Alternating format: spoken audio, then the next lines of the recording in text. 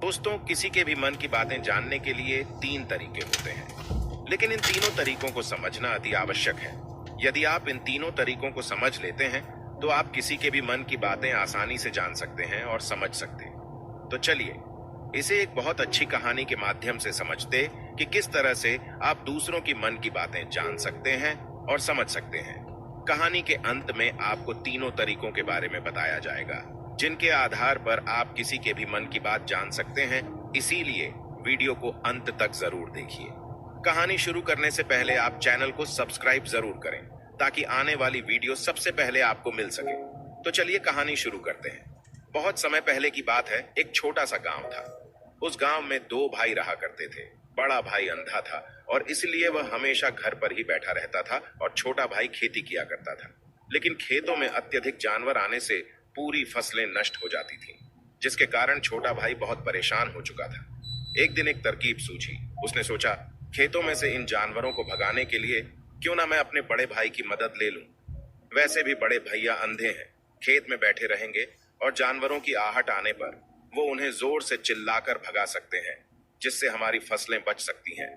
ये सब सोच विचार करने के बाद उसने अपने खेत में ही एक छोटी सी झोपड़ी तैयार की और अपने अंधे भाई को कोई खेत में बैठा दिया और उनसे कहा, भैया, यदि कोई जानवर की आहट आपको सुनाई दे तो आप जोर जोर से चिल्लाना।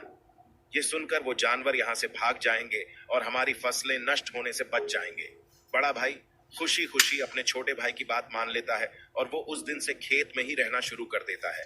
जब भी किसी जानवर की आहट उसे सुनाई देती, वह तुरंत जोर जोर से चिल्लाना शुरू कर देता, जिससे वो जानवर उसके खेतों से भाग जाता। ऐसा करते करते कई दिन बीत चुके थे।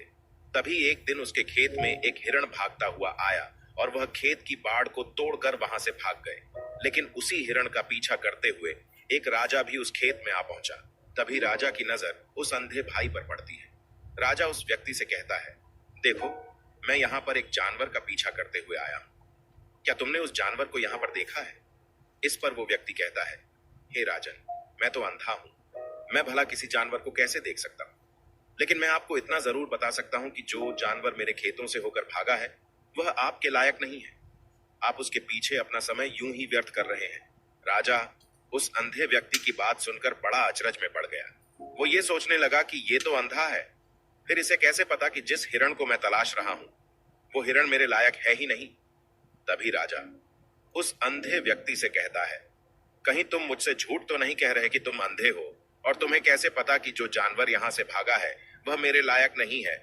इस पर वह अंधा व्यक्ति कहता है, हे राजन, जिसे आप एक हिरण समझ रहे हैं, असल में वह एक हिरण नहीं है, बल्कि एक हिरनी है, और वो भी गर्भवती है। और जहां तक मुझे ज्ञान है, मैंने कभी किसी राजा को किसी गर्भवती हिरनी का शिकार करते हुए नहीं सुना है। और इसी कारण मैं आपसे ये कह रहा हूं कि वो हिरनी आपके लायक नहीं है। आप उसके पीछे अपना समय व्यर्थ ना करें। यह सुनकर राजा और भी अचरज में पड़ गया कि अंधा आदमी कैसे जान सकता है कि वो हिरनी है और गर्भवती है। राजा कुछ देर सोच विचार करने के बाद अपने सेनापति से कहता है, सेनापति जी, मुझे वो जानवर जिंदा चाहिए, क्योंकि मुझे ये पता करना है कि क्या वो हिरनी है और क्या वो गर्भवती है। क्योंकि ये अंधा आदमी बहुत विश्वास के साथ कह रहा है और मुझे इस बात की पुष्टि करनी है। यदि वो हिरनी नहीं हुई और गर्भवती हुई तो वो हमारे शिकार के लायक नहीं है, क्योंकि हम तो एक हिरण का पीछा कर रहे थे। इसलिए जाओ और पता करो, क्या वो हिरनी है?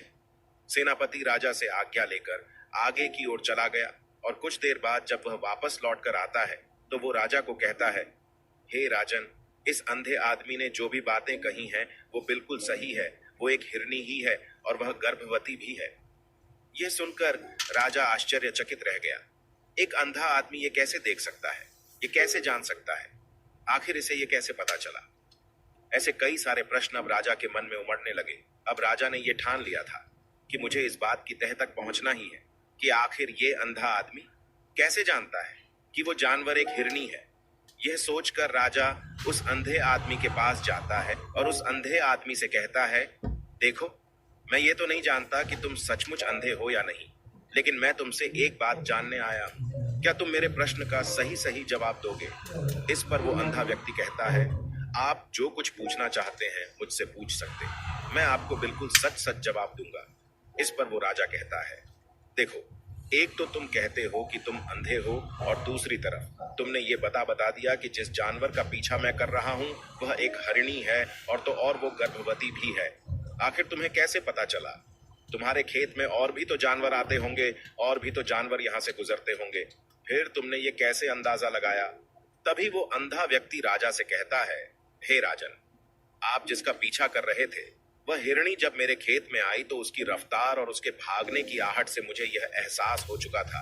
ये एक हिरणी है, और मेरे खेत की जो बाड़ है वो बहुत छोटी है।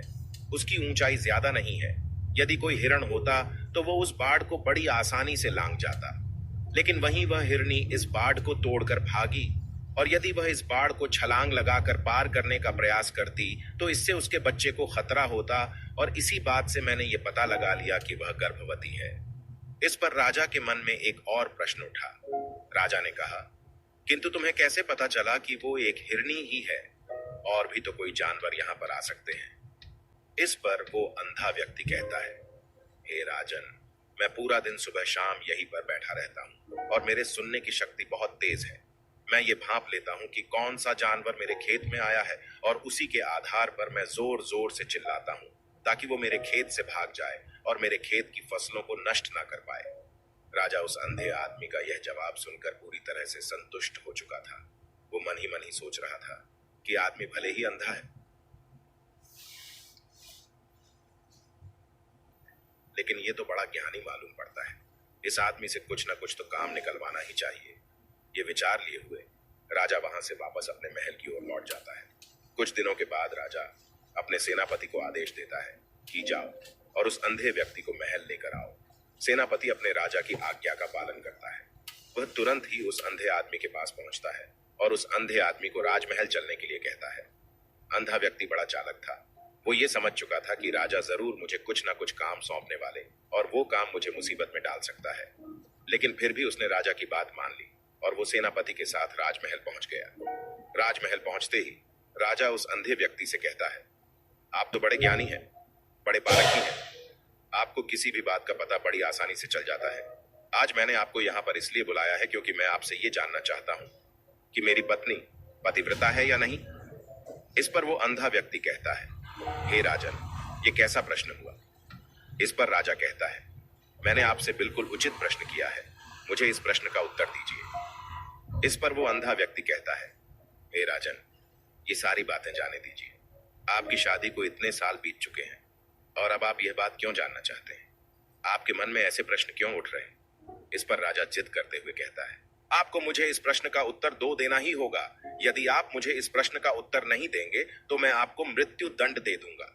राजा के मुंह से यह बात सुनकर वो अंधा व्यक्ति कहता है, हे राजा, यदि आप इस प्रश्न का उत्तर चाहते हैं तो उसके लिए आपको मेरा एक काम करना होगा। राजा कहता है, बोलो, मुझे क्या काम करना होगा? इस पर व्यक्ति कहता है, इसके लिए आपको अपनी पत्नी को मेरे साथ कमरे में अकेले छोड़ना होगा। उस अंधे व्यक्ति की यह बात सुनकर राजा पहले तो क्रोधित हो जाता है, लेकिन फिर कुछ सोच विचार करने के बाद वह उस अंधे व्यक्ति की बात मान लेता है और अपने सेनापति को आदेश देता है, सेनापति जी, इस व्यक्ति को और मेरी पत्नी को एक कमरे में कुछ देर के लिए अकेला छोड़ दें। सेनापति बिल्कुल वैसा ही करता है। अब राजा की पत्नी और वो आदमी एक कमरे में बंद हो चुके होते हैं। तभी आदमी राजा की पत्नी से कहता है, मुझे आपको छूना है। इस बात पर रानी अत्यधिक क्रोधित हो जाती है और उस अंधे आदमी को पकड़ पकड़ कर पीटने लगती है, कभी हाथों से तो कभी लातों से तो कभी पटक पटक कर। इस तरह से उन्होंने उस अंधे आदमी की खूब पिटाई की। उसके बाद किसी तरह से वह अंधा आदमी अपनी जान बचाकर वहां से भाग निकलता है और राजा के पास पहुंचता है और राजा से कहता है, हे राजन, आपकी पत्नी पतिव्रता नहीं है। यह बात सुनकर राजा अत्यधिक क्रोधित हो उठता है और राजा अपनी तलवार म्यान में से निकालकर सीधा अपनी पत्नी की ओर जाता है। क्रोधित होकर वो अपनी रानी से कहता है, रानी जी, आज मैं जो भी सवाल आपसे करने वाला हूं उसका मुझे सच सच जवाब दीजिएगा, और यदि आपने एक शब्द भी झूठ कहा तो मैं आपका अभी के अभी सर धड़ से अलग करवा दूंगा। आगे वो राजा कहता है, मुझे बताइए, आप पतिव्रता है या नहीं? इस पर रानी कहती है, हे राजन, अब भले ही मुझे जान से मरवा दीजिए, लेकिन मैं पतिव्रता नहीं हूं। राजा यह बात सुनकर बहुत खुश हुआ, क्योंकि उस अंधे आदमी ने जो भी कहा था वो बिल्कुल सच था। यह बात सुनकर तुरंत ही राजा उस अंधे आदमी के पास पहुंचता है और आकर उस अंधे आदमी से कहता है, तुम्हें कैसे पता चला कि मेरी पत्नी पतिव्रता नहीं है? इस पर वो अंधा आदमी कहता है, हे राजा, बड़ी सीधी सी बात है। मैंने तो आपकी पत्नी से बस इतना ही कहा था कि मुझे आपको छूना है, और इस बात पर वो इतना क्रोधित हो उठी कि उन्होंने गुस्से में आकर मुझे लात घूंसों से पीटना शुरू कर दिया। और भला कोई औरत किसी और मर्द को कैसे छू सकती है? लेकिन उन्होंने तो ना आव देखा ना ताव, बस लात घूंसे मुझ पर बरसाने शुरू कर दी। तो वो भी तो एक छूना ही हुआ, और एक पतिव्रता नारी कभी भी पराये मर्द को नहीं छूती। जब मैंने उनसे छूने के लिए कहा था तो वो उस वक्त मुझे मना कर सकती थी, लेकिन उन्होंने तो मुझे पीटना शुरू कर दिया, और देखते ही देखते उन्होंने मेरे पूरे शरीर को छू लिया। अब आप ही बताइए, ऐसी स्त्री भला पतिव्रता कैसे हो सकती है? इस पर वो राजा कहता है, तुम तो बड़े ज्ञानी मालूम पड़ते हो। अच्छा ठीक है, चलो तुम मेरे एक और प्रश्न का और जवाब दो। यदि तुमने मुझे इस प्रश्न का सही सही जवाब दे दिया तो मैं तुम्हें यहां से जाने दूंगा। राजा उस अंधे आदमी से कहता है कि तुम मुझे यह बताओ, क्या मैं सच में अपने पिताजी का ही बेटा हूं या फिर किसी और का? इस पर वो अंधा आदमी कहता है, हे राजन, इस बात से आपका क्या लेना देना?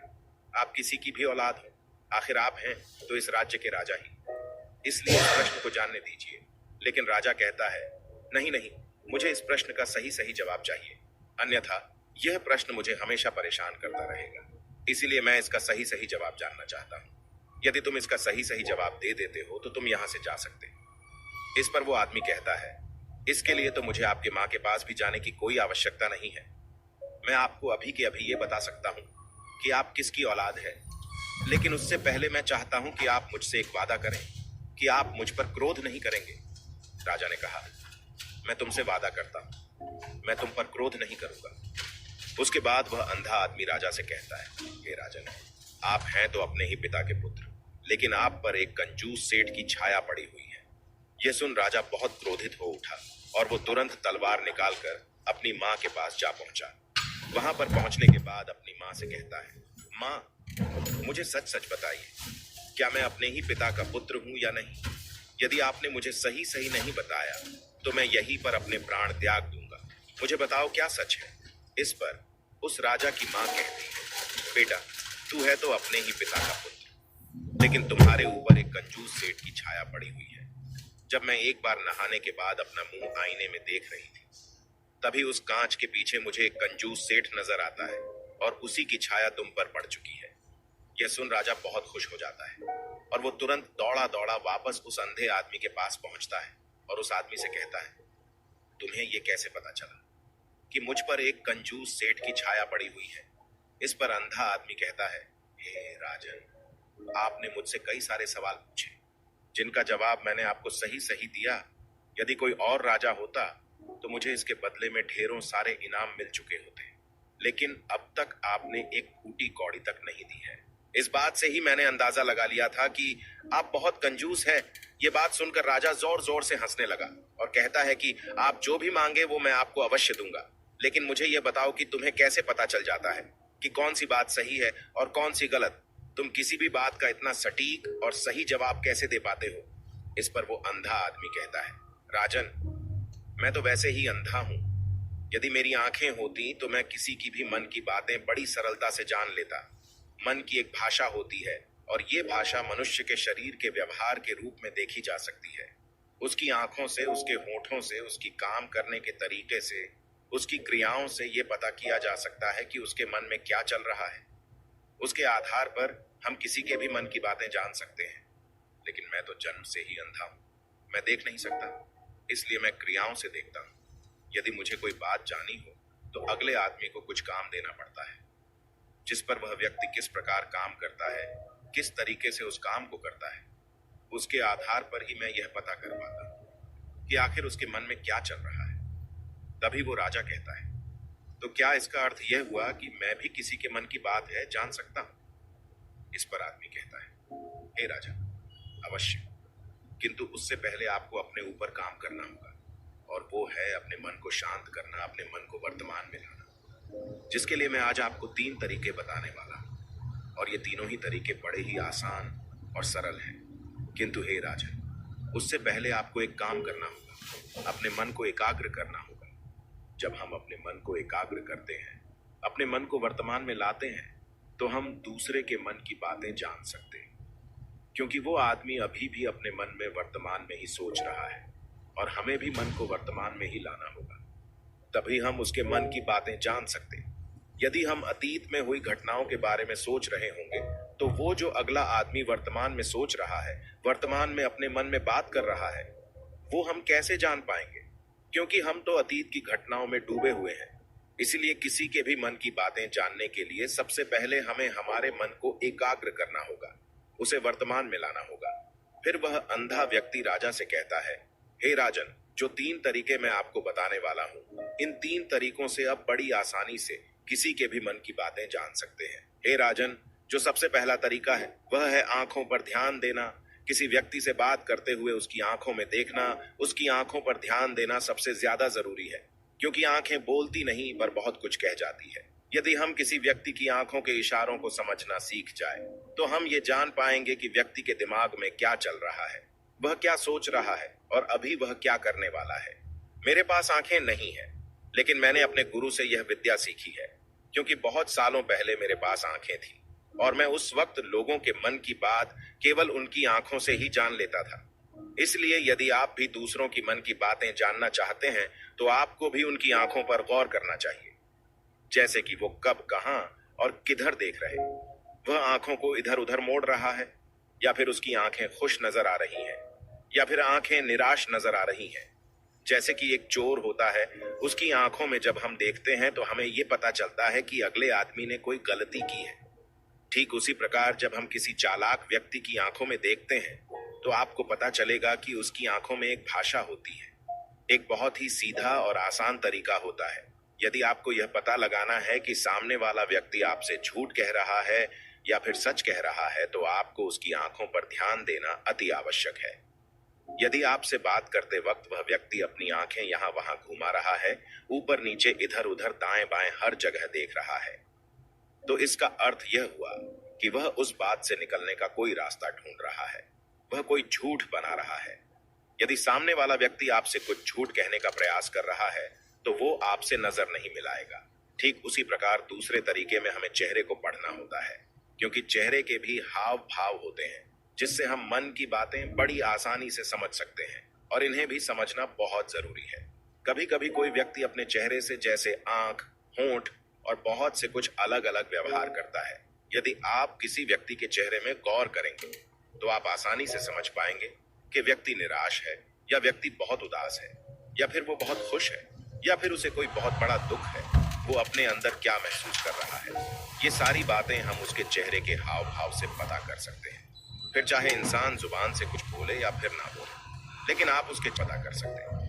आगे वो अंधा व्यक्ति राजा से तीसरा तरीका बताते हुए कहता है, हे राजन, इसी प्रकार तीसरी भाषा भी है, अर्थात तीसरा तरीका भी है, और वह है हाथों के इशारे और शरीर का व्यवहार। मन की बात समझने के लिए हमें हाथ के इशारे और शरीर के व्यवहार को समझना बहुत आवश्यक है। कोई व्यक्ति जब भी बात करता है तो आपने देखा होगा कि वो अपने हाथों को हिलाता रहता है, अपने हाथों से इशारा करता रहता है। वो बातों के साथ साथ अपने शरीर का जो व्यवहार है उसका भी पूरा उपयोग करता है, जिससे हमें यह पता चल पाता है कि वो व्यक्ति हमारी बातों पर कितना ध्यान दे रहा और उसके मन में क्या चल रहा है। शरीर के व्यवहार को देखने के लिए उसके हाथ हिलाने और चेहरे पर बार बार हाथ लगाने और हाथों का एक दूसरे से मसलना, ऐसी बहुत सी क्रियाएं होती हैं, उस पर हमें ध्यान देना अति आवश्यक है। मन की बात को समझने के लिए हमें शरीर के व्यवहार को भी समझना पड़ता है। यदि हम इन 3 तरीकों को अच्छी तरह से समझ लेते हैं तो हम बहुत जल्दी किसी भी व्यक्ति के मन की बातें बड़ी सरलता और सहजता से जान सकते हैं। इसलिए यदि आपको किसी के मन की बातें जाननी है तो आपको उसकी आंखों पर, उसके चेहरे पर, उसके शरीर के हाव भाव को और उसके हाथों को ध्यानपूर्वक देखना और समझना होगा, जिससे आप यह समझ पाएंगे कि आखिरकार उसके मन में क्या चल रहा है और वह क्या सोच रहा। लेकिन उनसे पहले आपको अपने मन को एकाग्र करना होगा, शांत करना होगा और अपने मन को वर्तमान में लाना होगा। तभी आप उस व्यक्ति के इन सभी क्रियाओं पर ध्यान दे पाएंगे, उन्हें समझ पाएंगे। आप यदि अतीत की घटनाओं में व्यस्त हैं, भविष्य की योजनाओं में व्यस्त हैं, तो आप उस व्यक्ति के हाव भाव पर कभी ध्यान दे ही नहीं पाएंगे, और ना ही आप कभी ये समझ की पाएंगे कि आखिर उस व्यक्ति के मन में क्या चल रहा है, वह क्या सोच रहा है। आपने देखा होगा कैसे कई बड़े संत महात्मा हैं जो बड़ी शांति से आपको देखते हैं और आपको देखकर ही वो ये बता देते हैं कि आपके मन में क्या चल रहा है, आप उनसे क्या जानने आए। और इसका सबसे बड़ा प्रमुख कारण यही है कि वो आपको पढ़ सकते हैं, आपको समझ सकते हैं, आपके मन की बातें जान सकते हैं, क्योंकि उनका मन एकाग्र रहे। आप इन 3 तरीकों के माध्यम से ऐसा आसानी से कर सकते हैं। तो दोस्तों, आपको यह कहानी कैसी लगी और इन 3 तरीकों के बारे में अपने विचार नीचे कमेंट बॉक्स में जरूर बताएं। और जाने से पहले चैनल को सब्सक्राइब जरूर करें। मिलते हैं अगली वीडियो में, तब तक के लिए आप अपना परिवार का ख्याल रखें।